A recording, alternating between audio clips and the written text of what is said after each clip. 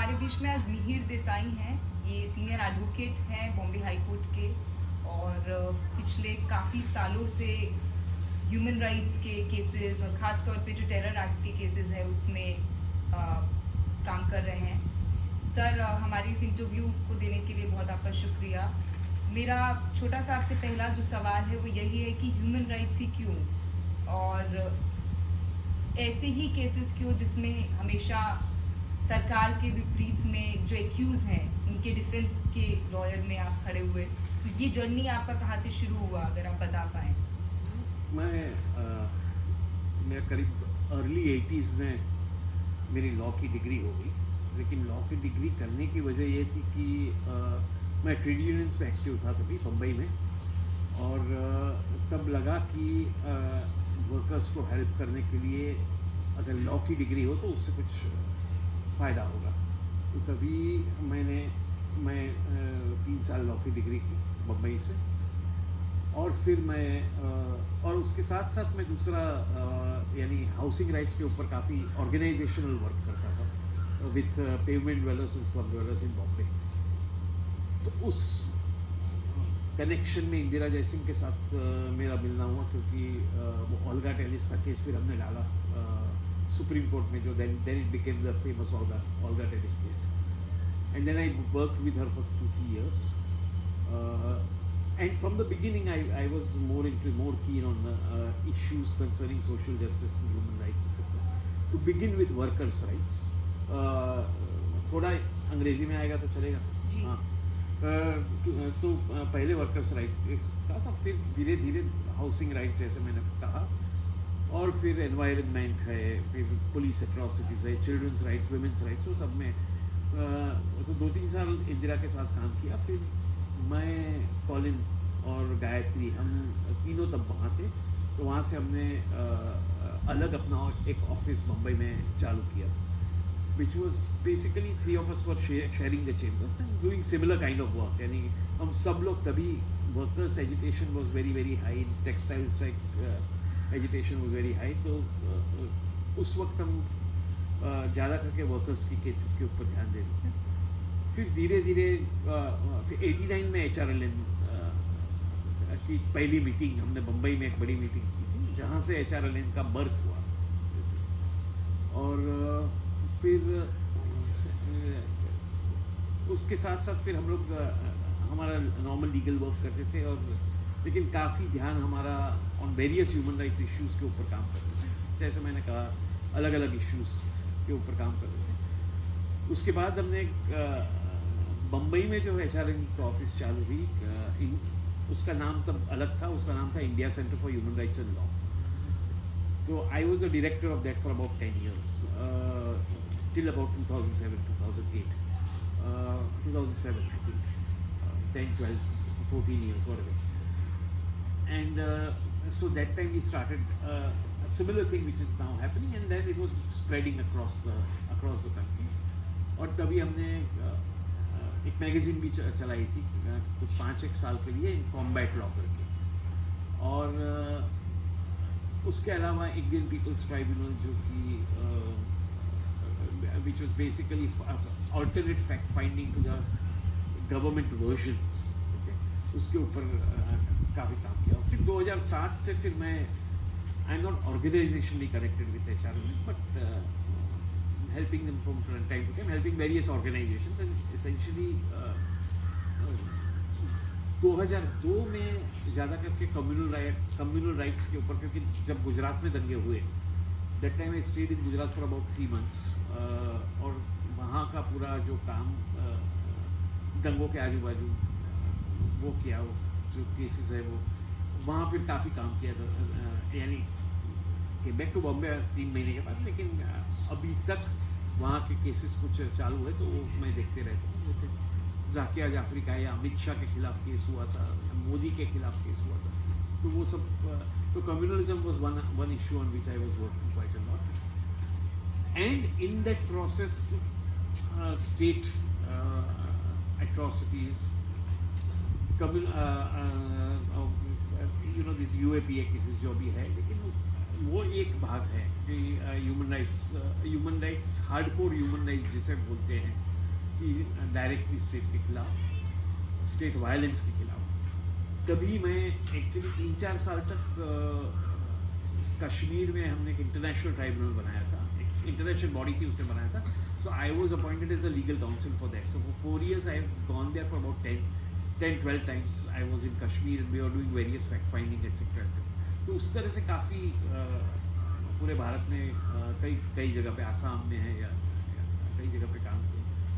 So I personally felt that the judicial system, the legal system, which is the last resort for most of the people, is not available to people belonging to the marginalized section. Whether it's and I remember in '97 we were the first to start a helpline in Bombay for LGBT for lesbian women.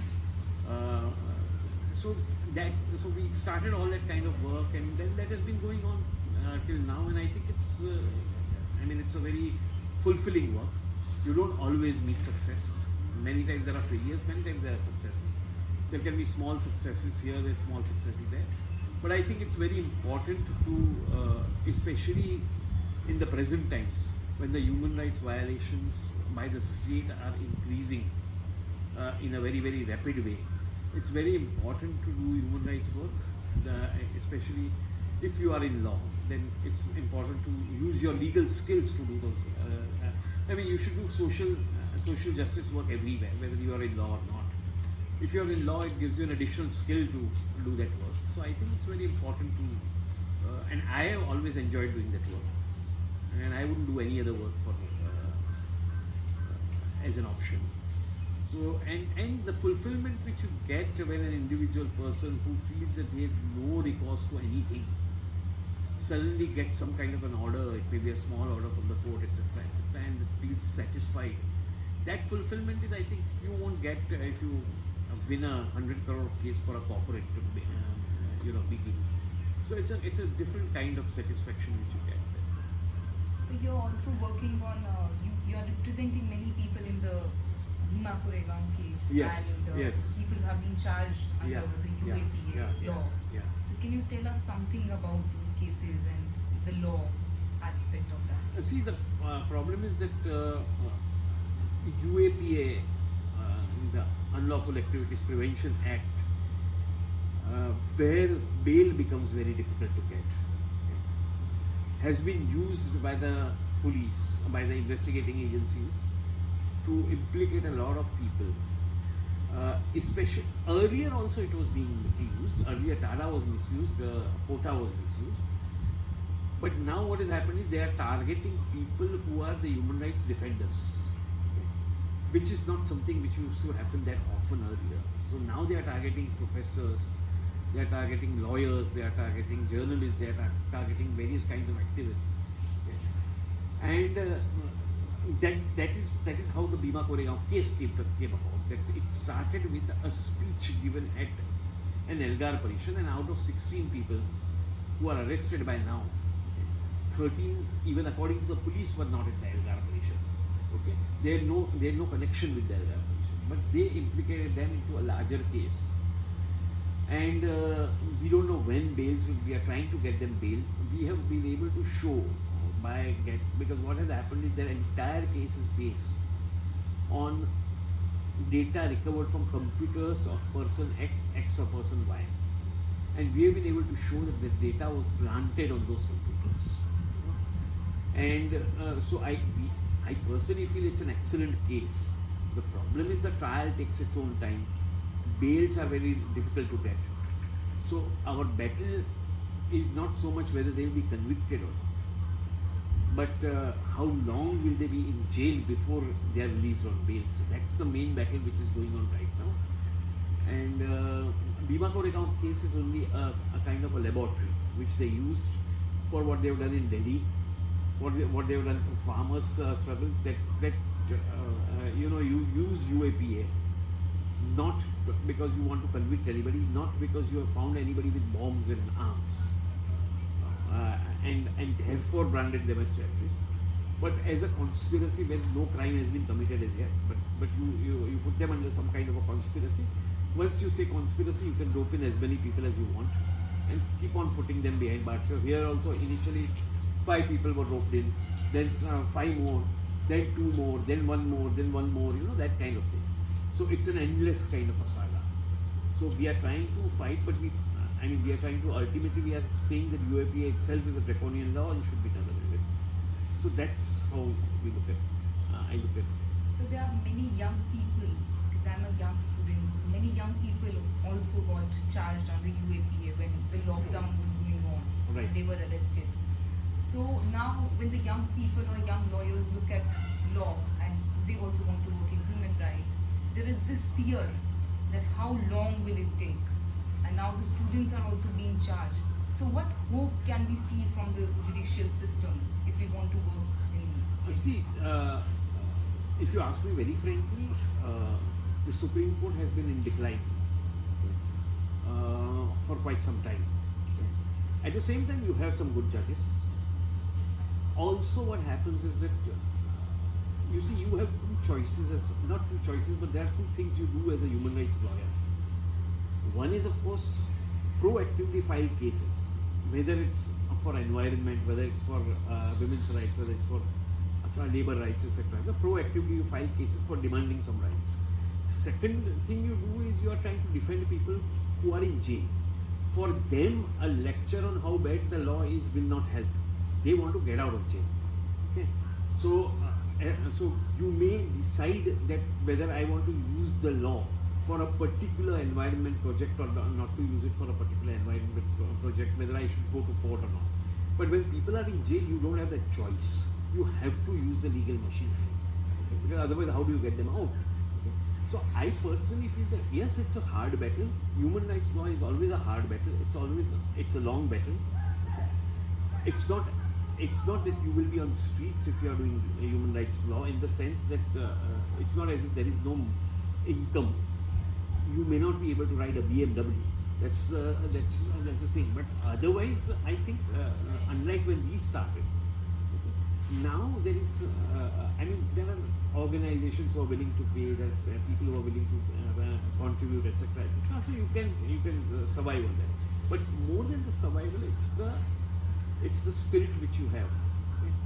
That on the one side you are seeing the democracy completely getting eroded. You are seeing innocent people being put behind bars. No, at that time,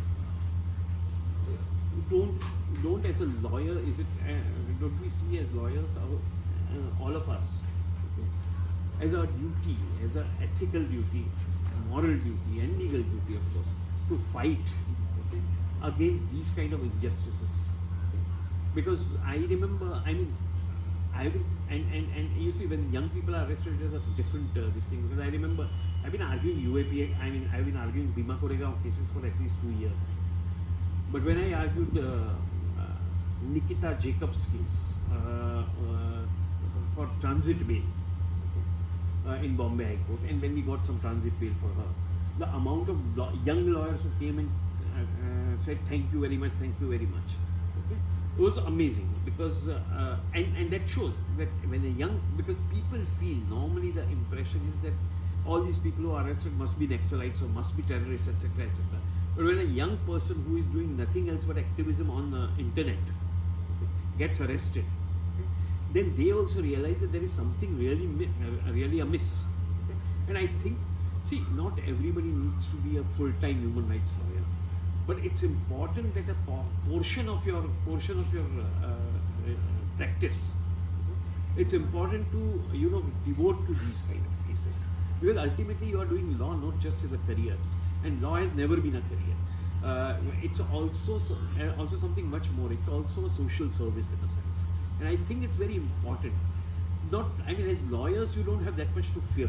I can understand if you are an activist. Okay? As a lawyer, at the highest, what will happen? See, if you are a full-time human rights lawyer, then okay, you might be put behind bars like Sudha Bharadwaj or Surendra Gadling have been put behind bars. But otherwise, if you are doing it as a part of your normal, of your other work, okay, I don't think there is anything to fear about it. Okay? You may get some people staring at you from time to time, which as women you must be anyway facing. So it's just an additional stare which you get, that kind of thing. That's the reality. So I personally feel it's something which at the end of the day will give you much more satisfaction than any other kind of cases. Fear aspect, I mean, it's a battle. It's a battle. The fear is not so much whether somebody will beat me up, but it's a battle where many times you will meet with losses in court. You will lose in court because you are fighting. You are also against a judiciary which is not attuned to these kind of things. You know? But apart from that, I feel it's a very, very satisfying. So you have almost given your life for these cases, fighting these cases. So anything that has inspired you to be associated with these movements, or I somebody who inspired you? personally feel that it's not so much the lawyers, but it's the people who fight on the street, because I always feel that law is a small part for any battle. Okay? Fighting, legal battles are only a small part. Ultimately, your demands are won or lost on streets. Okay? In organizations, it's not streets. I don't necessarily mean a battle, but in organizing, in collective force of the people. So I've been collected, or I've worked with various mass organizations, maybe Narmada Bachao Andolan, various housing rights organizations, various trade unions, etc., etc. And I think the kind of spirit they show, I mean, okay, I'm quite reasonably comfortable in my life, okay, but the kind of spirit they show, despite being uncomfortable, despite having nothing to gain, but the dignity which makes them fight, I think that's something which inspires me much more than anything else. This was the last question, because Yeah. you mentioned about the people's movement. Yeah. So there are some people who hold this opinion that either you can be a very good lawyer or either you can be a good activist, and both these things cannot go together. How? Because you have come from the tradition of being in the mass movement, supporting them. How do you see the journey of a lawyer who is associated on the ground as well? I see one thing I am very clear about, that if you want your contribution through the legal field, you have to be a competent lawyer. It's not enough to be a passionate lawyer. Okay, passion is okay, but you have to be competent, because ultimately that's your skill. That's what you have to do. But the kind of the kind of answers you get to the questions which people are asking, you will get only when you are connected to various movements, okay?